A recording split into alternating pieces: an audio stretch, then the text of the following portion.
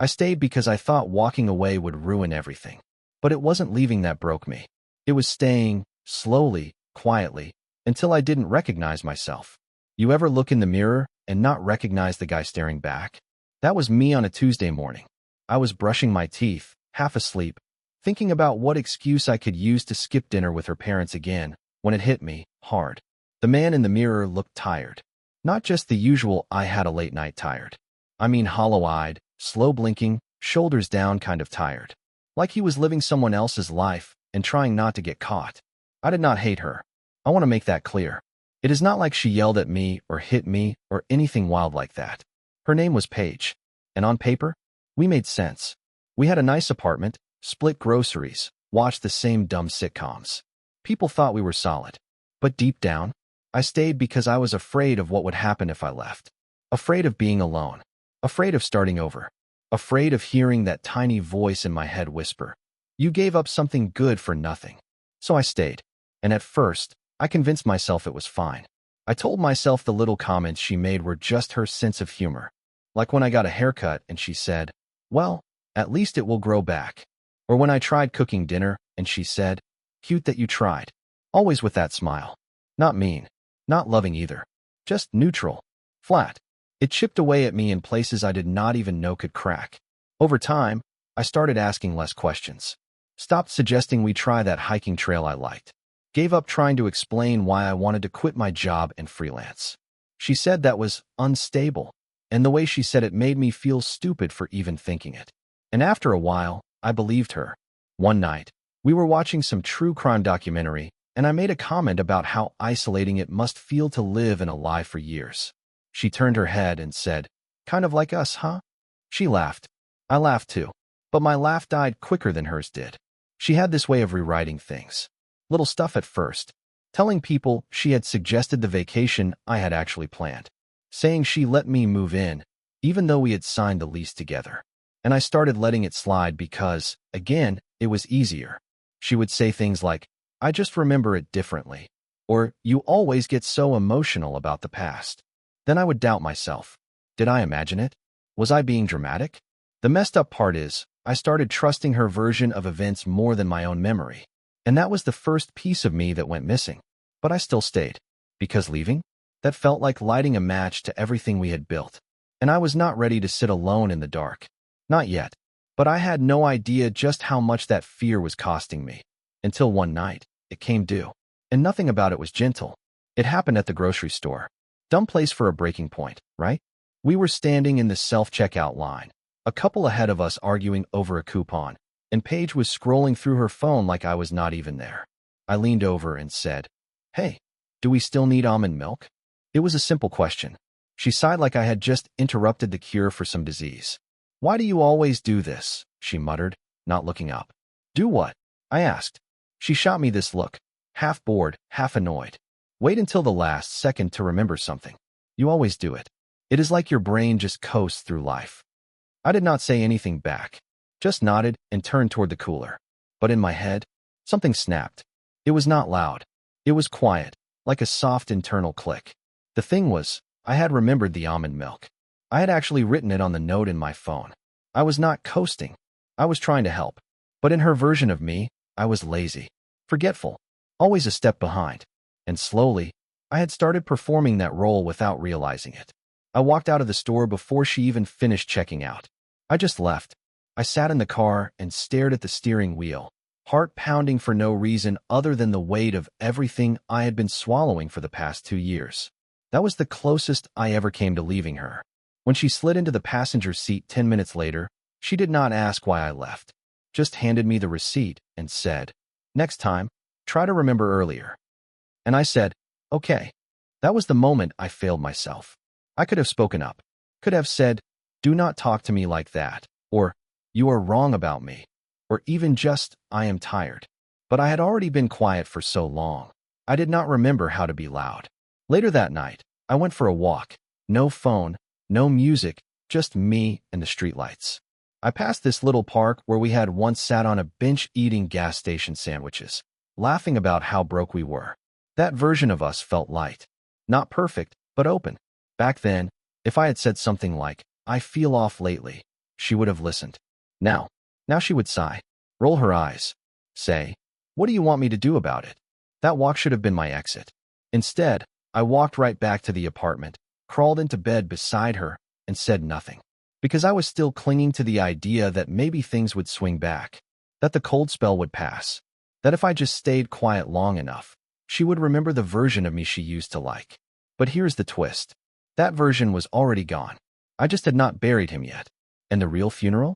It came sooner than I expected. It was her birthday dinner. We were at this trendy little place downtown, one of those spots where the cocktails have herbs floating in them and the menus change daily. I had called ahead, asked them to write "Happy Birthday" Paige on her dessert plate. I even picked out a necklace I thought she would love, something simple, elegant, nothing flashy. The night started fine. We laughed a little. She complimented the lighting more than the food, said it made her look less tired in photos. But somewhere between the entree and dessert, the joke started. The ones she always told around her friends. The ones that were supposed to be playful, but landed like punches with a smile. She said I had the culinary instincts of a 12-year-old boy, that I could burn water if left unsupervised. Her friends giggled. I smiled tight-lipped. Then she told them the story about the time I got lost trying to take a shortcut to her sister's place. He swore he knew where he was going, she said, raising her glass. But somehow we ended up at a gas station asking directions from a guy named Bones. Laughter again. The good kind, the deep, echoing kind. And I laughed too. Because if I did not, I would look sensitive. Or worse, like I could not take a joke. But inside, something twisted. Not just embarrassment. Something colder. Like I was watching her carve pieces off me and hand them out like party favors. When the dessert came out, she posted a photo of it, cropped me out entirely. Captioned it, "Another year wiser, still dragging this one around." That was the moment I stopped eating. And maybe that sounds small to you. Just a post. Just a caption. But when it happens enough times, those moments start replacing the real ones. I used to remember her laugh. Now I remember her laugh at me. On the ride home, she scrolled through the comments. Her friends were loving the post. One said, "At least he is loyal." Another joked, "Does he come with batteries?" She read them out loud. I stayed silent. She turned to me and said, "Relax. You know I love you, right?" But it was not a question.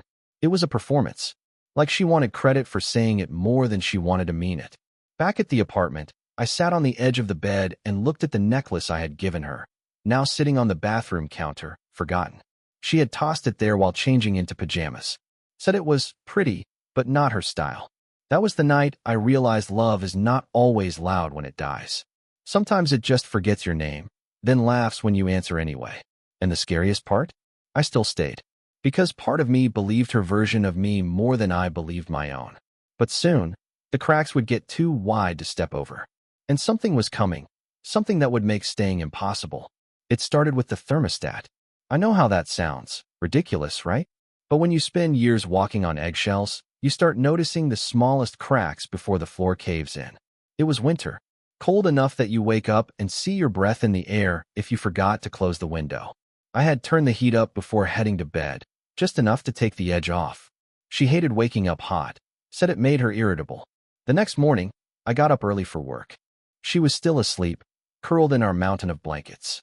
I was sipping cheap coffee when I heard her stir.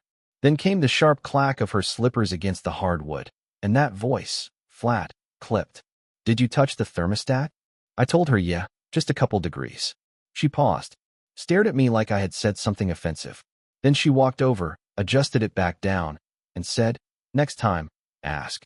You always mess up the balance in here." I did not respond. I just nodded and rinsed out my mug. But something about the way she said ask, like I was a guest in my own life, burned deep. It was not about the heat. It never was. It was about control. About how somewhere along the way, I stopped being a partner and became a burden with arms. That day at work, I could not focus. I kept thinking about that moment, trying to convince myself I was overreacting. I mean, who fights over a thermostat? But it was never just that. It was the time she laughed when I said I might apply for that senior design role. Told me it would probably go to someone with actual confidence. It was the way she would bring up her exes, not with longing, but comparison. Jake always remembered to bring flowers without being told. Or Mark made the best omelets. Yours are kind of dense. At first, I chalked it up to stress. We were both tired, working long hours, barely connecting. I thought maybe it was just a rough patch. But the rough patch became routine. One night, I found her journal open on the kitchen counter. I swear I was not snooping. I just wanted a glass of water. But the page was there, wide open, and my name caught my eye. She had written, "Sometimes I wonder what it would be like to live with someone who didn't make everything feel so stuck." Stuck. That word rang in my ears for days. I wanted to ask her about it, but I already knew what she would say. That it was just a thought. That I was being too sensitive. That she did not mean it like that. And maybe she did not. Or maybe she meant every word. Still, I said nothing. Because I was afraid if I pushed too hard, she would confirm what I already suspected. That she had outgrown me. And I would rather live in denial than face the truth. But that truth? It had a funny way of forcing its way in. And the next time it did, it came in the form of someone else's voice. It was a Friday night. I remember that because I used to look forward to Fridays. Not for any big plans, just the relief of quiet. No work, no traffic, just a cheap pizza and whatever show we were half watching while scrolling through our phones. But that night, I came home to something different. There was laughter, a voice I did not recognize. Deep, confident, too comfortable. I stepped through the door, and there he was, some guy sitting on our couch, legs crossed like he owned the place, holding a glass of wine from the bottle I had bought for our anniversary the month before. Paige was beside him, curled into the armrest, her laugh louder than I had heard in months. She looked up at me, barely surprised. "Oh, hey, you're early." No apology, no explanation. I just nodded, tried to hide the knot forming in my chest. I asked if I was interrupting something. She waved it off, said he was just an old friend from work, stopping by to catch up. I said nothing, walked to the kitchen, poured myself a glass of water with shaking hands. From the hallway, I could still hear him, talking about his trip to Bali, how he just got back into town, how he missed these kinds of conversations. Paige laughed again. That sound, so easy, so effortless, it gutted me. Because I knew it. I remembered it. But I had not heard it aimed at me in a long, long time. Eventually, he left. They did not hug goodbye, not that I saw, but it felt intimate, like something was shared that I had no access to. When the door closed, I asked who he really was. She said I was being paranoid, said I was projecting, that my insecurity was exhausting, that it was just a conversation, and if I felt threatened by that, maybe I should take a long look at myself. And I did. That night, I stood in the bathroom, staring at my reflection again. But it was not fear that filled me this time. It was something darker. Resentment. Because I had tried. I had bent. I had swallowed my pride, ignored my instincts, and allowed myself to shrink into someone she could manage, someone she could mock safely without backlash. And now? Now I was watching another man get the version of her I used to know, while I stood by, invisible in my own home. I almost left that night. My bag was halfway packed before I sat down on the edge of the bed and stared at nothing for what felt like an hour. She came in, saw the open bag, and said nothing.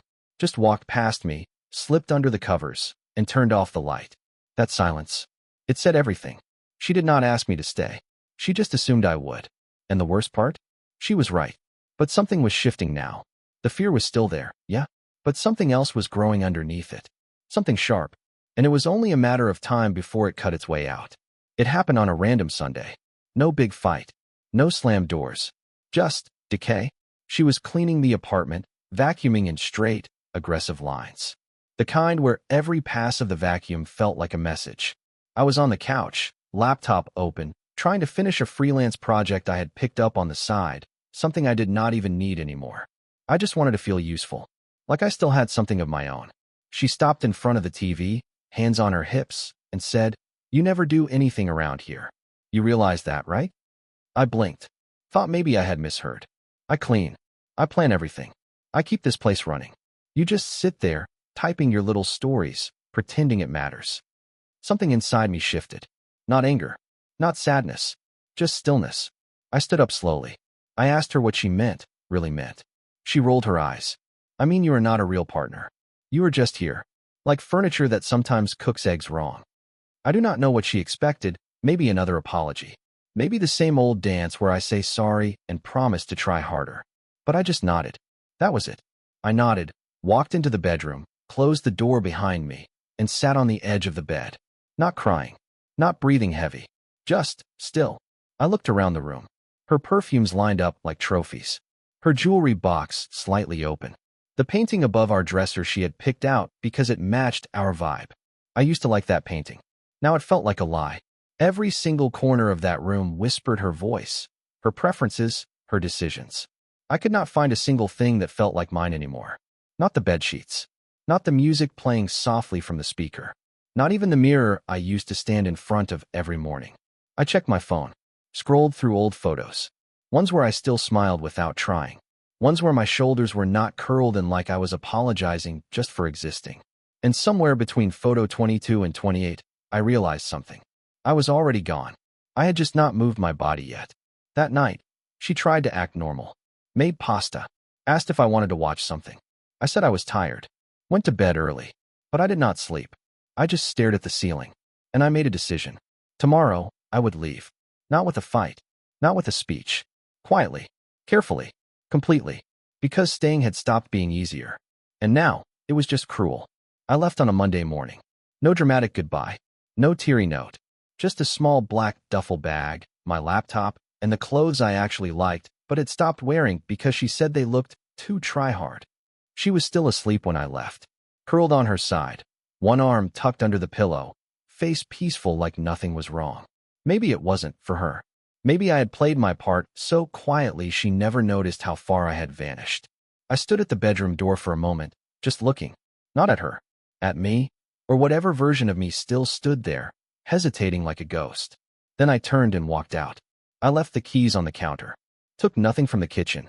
No confrontation. No closure. I thought it would feel like ripping off a limb. It didn't. It felt like taking a breath for the first time in years. I had rented a small room in a weekly motel about 20 minutes away. Not glamorous. Flickering light above the sink, scratchy sheets. Walls thin enough to hear the neighbor watching TV too loud. But it was quiet. And it was mine. The first night, I slept for 13 hours straight. No dreams. Just black, undisturbed stillness. When I woke up, I made coffee from the motel's cracked little machine. Tasted like burnt plastic. But I drank every drop. Then I sat at the desk and opened a blank document. I wrote a sentence. This is where I start over. That was it. Just that line. And I stared at it for a long time. Around noon, my phone lit up. 5 missed calls. 3 from her. 2 from her mother, oddly enough. Then a text. Where are you? This is childish. Come home. I blocked the number. Later that evening, I got an email. From her work address this time. Said she was worried. That we needed to talk like adults. That I was acting unstable. That word, unstable, set me off in a way I did not expect. I slammed the laptop shut, breathing heavy like I had just run a mile. Because even now, even after I left, she was still trying to define me. Still trying to twist the story so I would question my own ending. I wanted to reply. I wanted to explain everything. To give her the full picture of how small I had become under her thumb. But instead, I opened the laptop again and deleted the draft I had started. Because some things do not deserve an answer. Some exits are cleaner in silence. I leaned back in the motel chair, arms behind my head, and let the nothingness fill the space where fear used to live. I had no job lined up. No apartment lease. No plan past tomorrow. But for the first time in years, I did not feel stuck. And that terrified me. Because freedom is not peace. Not yet. That came later. It took her 3 days to find me. She showed up at the motel mid-afternoon, knocking like she lived there. I knew it was her before I even opened the door. Something in the rhythm. 3 quick taps, a pause, then 2 more. I had heard that knock 100 times before. It used to mean she forgot her keys or locked herself out after going for a walk. Now it meant something else. I cracked the door open just enough to see her. She looked collected. Not panicked. Not tear-streaked. Hair done. That coat she always wore when she wanted to look like she had everything under control. She smiled like this was all some misunderstanding. You really chose this? She asked, motioning toward the cracked door, the faded carpet behind me, the dented vending machine humming in the hallway. I did not answer. She took a step closer. Can we talk inside? I said no. Her smile twitched, just slightly. That little crack in the mask. Then came the soft tone. The one she used when I had done something wrong, but she wanted to stay calm. I am just worried. You disappeared. No note. No goodbye? I mean, what did you think would happen? I leaned against the doorframe, arms crossed. Exactly this, I said. She blinked, a little stunned, like she had expected me to be trembling, apologizing, maybe begging to come back. You left a good life, she said, quieter now. I know things weren't perfect, but you always get dramatic when you feel overwhelmed. Dramatic. That word was a trigger, and she knew it. She had used it before, after her birthday dinner, after I confronted her about the guy on the couch, after I had the nerve to say I felt small around her. I swallowed hard, trying not to let the old reflexes kick in, the instinct to explain, to defend myself. She looked past me again. Is this really better? She asked. This place? This, nothing? And I almost answered her. Almost. But then I remembered something. A month before I left, I had told her I was thinking of going to therapy. I said I felt lost. Her response? She laughed. Not cruelly. Not loudly. Just enough to make it feel like I was a child talking about monsters under the bed. You always act like life is some big trauma, she had said. You have a roof, a job, me. What's so bad? And I had nodded. Agreed, even. But now? Now I saw it clearly. It was not about what was bad. It was about how invisible I had become. How every time I opened my mouth, she handed me a new version of myself to believe in. A weaker one. A smaller one. She shifted her weight. You're just running from discomfort, she said. And maybe I was. But staying with her was not comfort. It was erosion. Slow, invisible erosion of who I used to be. I shook my head. You made me forget who I was. Her face finally changed. The confidence cracked. Just a flash of something. Maybe guilt. Maybe fear. She opened her mouth to say something, but I closed the door, locked it, and sat down on the bed with tears in my eyes. Not because I missed her, but because I had almost let her in again. The days after that were quiet. Strangely so. I thought she might try again. Another knock, another message, another attempt to rewrite the ending. But nothing came. Just silence. And in that silence, something unexpected started to grow. Me. Not all at once. Not in some dramatic, sunrise over the mountains kind of way. But in pieces. I started going for walks. Just around the block at first. I sat in diners with greasy coffee and listened to old men talk about baseball like it mattered more than politics or money or heartbreak. I picked up a part-time gig helping at a local print shop. Cash under the table. Nothing fancy. But it gave me a reason to wake up, to move my hands, to do something outside the four walls of that motel room. And little by little, I remembered things I used to like. Music. The kind she had called too moody. Journaling. The habit she once said was kind of childish for someone my age. Even food. Real food. Spicy tacos from a truck near the train station. Greasy burgers that dripped onto my hands. Things she would have rolled her eyes at while sipping lemon water. There was this one moment, tiny, dumb, probably meaningless to anyone else, that hit me like a revelation.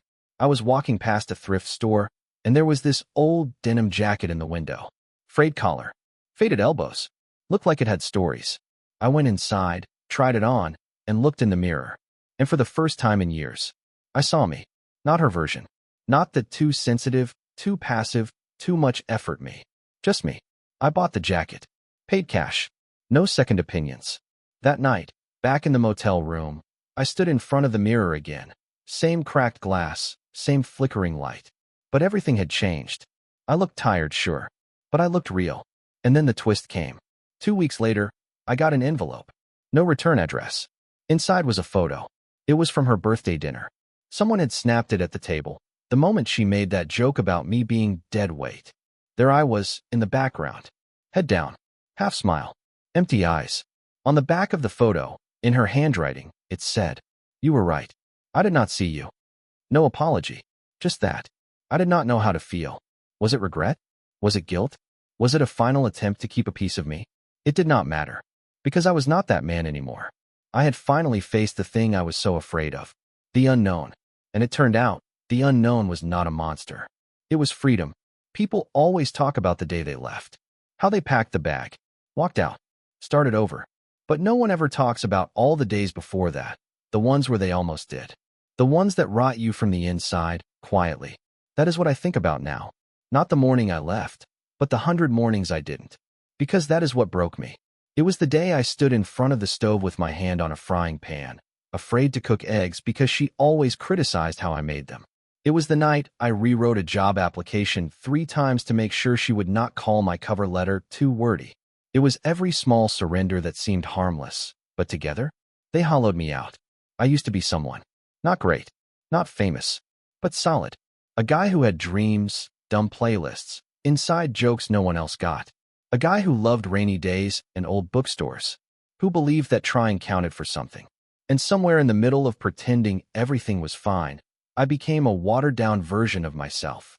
Easier to swallow, easier to dismiss. I was not afraid of being alone. I was afraid of being alone and realizing she was right about me, that I really was average, forgettable, weak. But here is the truth no one tells you. Leaving does not ruin your life. Staying when you already know it is over, that is what does it. You rot in the waiting, in the pretending, in the hoping that maybe this next version of you, if you just shrink 1 inch more, will finally be enough. But it never is. Because the people who need you small will never be satisfied with who you are. They will always ask for less. And when you finally give them nothing, they will blame you for disappearing. It has been 8 months now. I got a new job. Small company. Chill boss. I bike to work when the weather is good. I started therapy. At first, I hated every minute of it. But now, it is the hour I fight hardest to protect. I still live small. Still eat alone most nights. But the difference is, it is my choice. My silence is no longer submission. It is peace. Sometimes, I pass couples on the street, laughing, arms tangled like they never had doubts. I wonder if I will ever love again. If I will ever trust that much again. Maybe, maybe not. But I know this. I will never trade my reflection for someone else's comfort again. I will never stay just because I am scared to leave. And I will never, ever apologize for walking out of something that was killing me quietly. Not when the alternative was staying. Because it turns out, that was the worst outcome I was trying to avoid all along. And I lived it. Until I didn't.